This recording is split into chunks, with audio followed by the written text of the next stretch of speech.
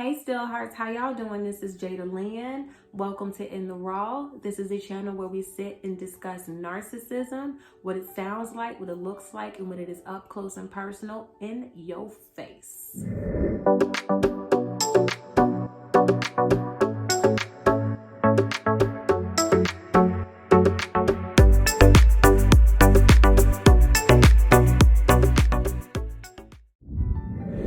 All right, now, so this is part 4 of the custody battle. So anyway, my daughter was held hostage from me. In short, my lawyer said that he kidnapped her.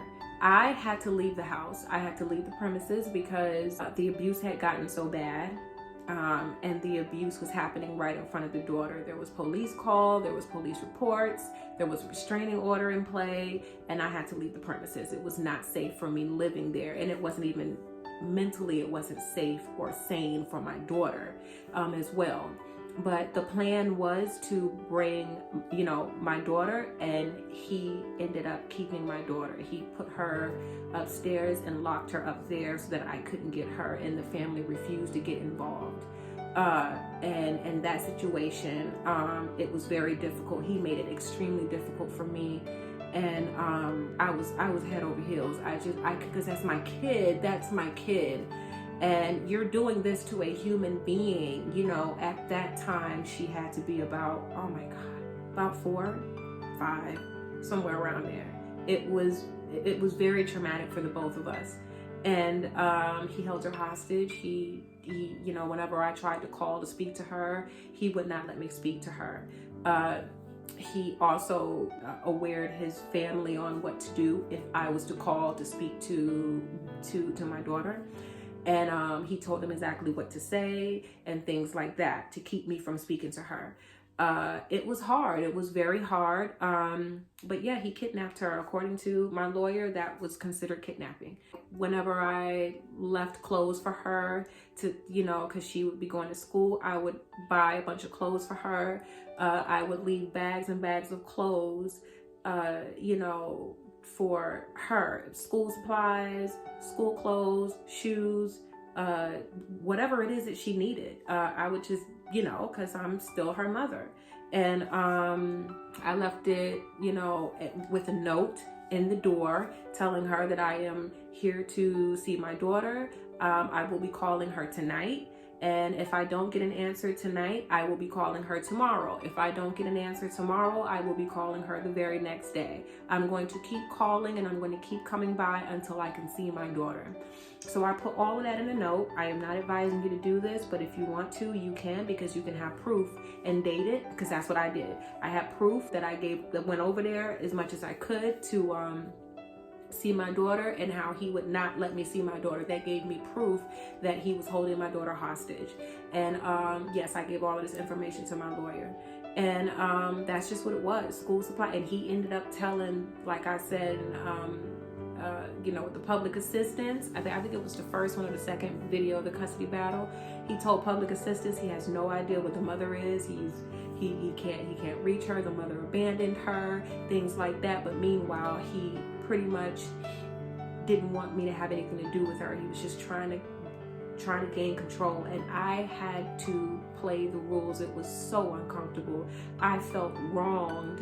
I felt like it was not fair. It just was not right that I did everything for, her, and he did absolutely nothing. He didn't work. I took care of everything. He stole money out of my pocket, and, he stole my paycheck every time I got paid from the bank account at, 1, 2, 3 o'clock in the morning when everybody is dead to the world, and you turn around and you hold my kid hostage from me and make me look like I'm the bad person. Like I was hurt. My world was literally turned upside down. Yes, it was.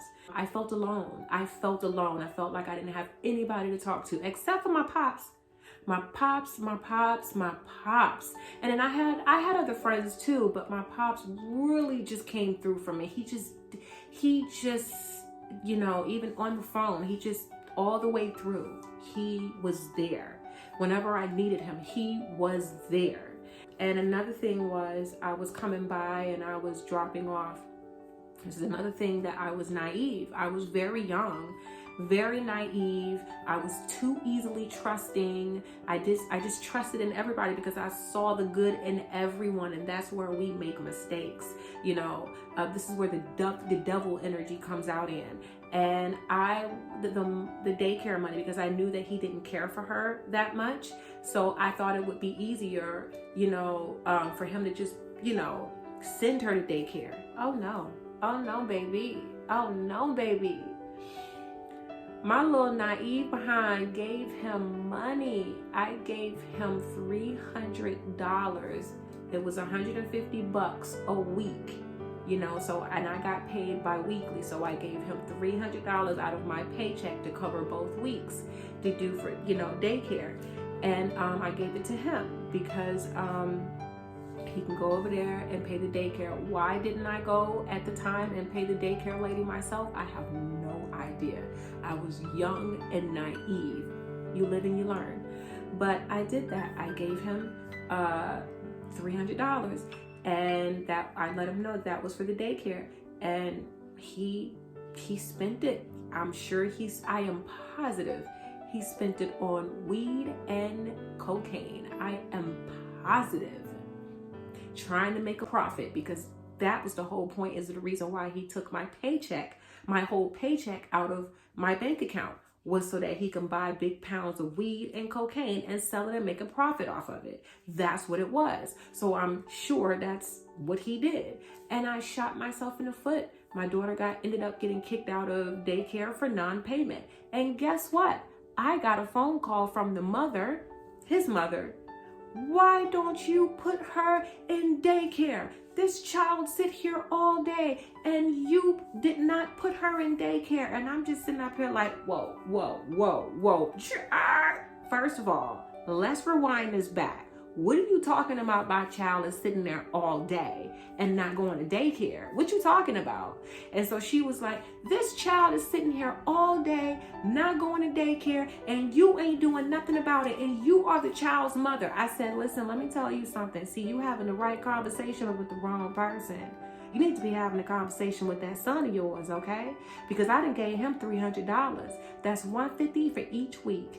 And while that child's sitting at home all doggone day, you gonna have to have a conversation with him, because I have no idea the answer to that question. Click.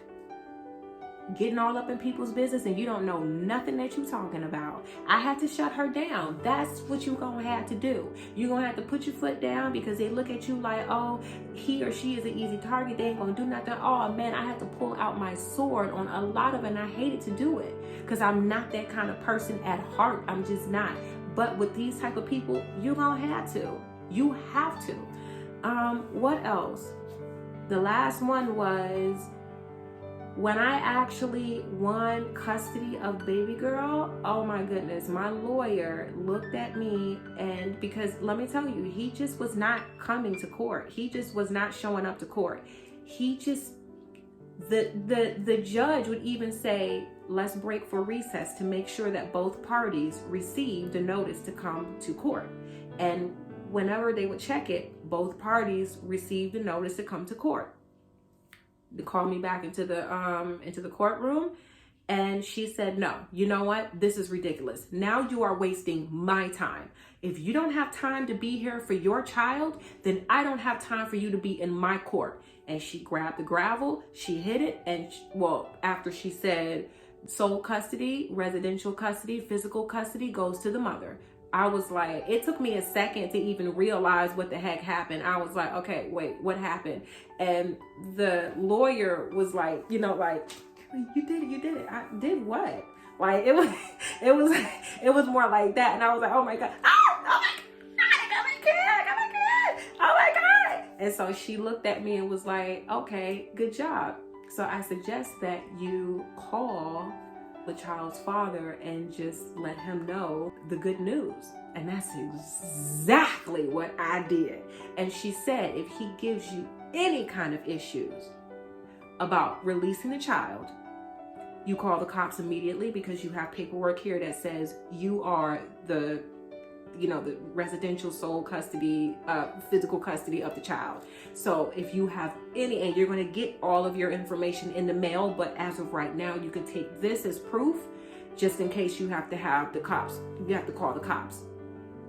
I was so excited, and I called him and I told him, hey, this is what happened. He cursed me from top to bottom. He threatened me. You did this on purpose. This is all your fault. You set me up. Why didn't you call me to remind me, to tell me that we had a court date? I'm sitting up here like, really? Do I really have to call you and tell you that we have a court date regarding our daughter? Do I really have to call you and tell you that? I really have to tell you that? Really? Click. Oh, I hung up on him after I said I'm coming to get my daughter. Click. Then I hung up. That's what it was. So listen, you guys are going to have to pull out your sword. It may not feel good at first. It may feel uncomfortable because it's like, empathic people, sensitive people, we don't do that. People with anxiety, we don't do that. We don't talk this way to people, but you're going to have to. You're going to have to learn to speak to people this way. And at least these type of people, so that you cannot get ran over by these people. You are not a speed bump in the road. You are not. And this is just what you're going to have to do. It's time to toughen up. You have to toughen up, and I can tell y'all, you guys have the steel of heart. You just don't know it, baby. You just don't know it. I'm telling you, because once I found myself, oh my goodness.